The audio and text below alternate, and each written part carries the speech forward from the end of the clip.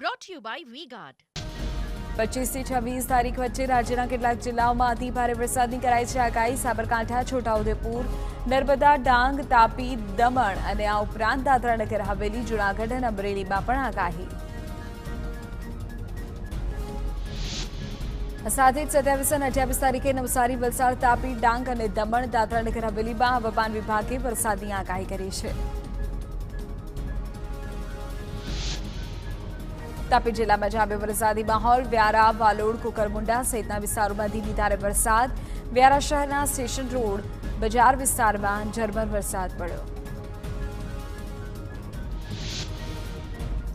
કચ્છના ભુજ તાલુકામાં પડ્યો વરસાદ. કુકમા સહિતના ગ્રામ્ય વિસ્તારોમાં વરસાદનું આગમન. ખેડૂતોમાં વરસાદથી આનંદ છવાયો.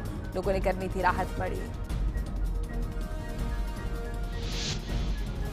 સુરતના ઉમરપાડામાં પડ્યો સાંભેલાધાર વરસાદ. પીનપુર, ચાવડા, કેવડી, ચકરા આ તમામ વિસ્તારોમાં વરસાદી વાતાવરણ છવાયું.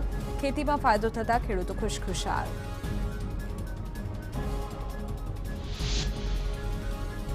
જૂનાગઢના ગીર જંગલમાં સિંહોએ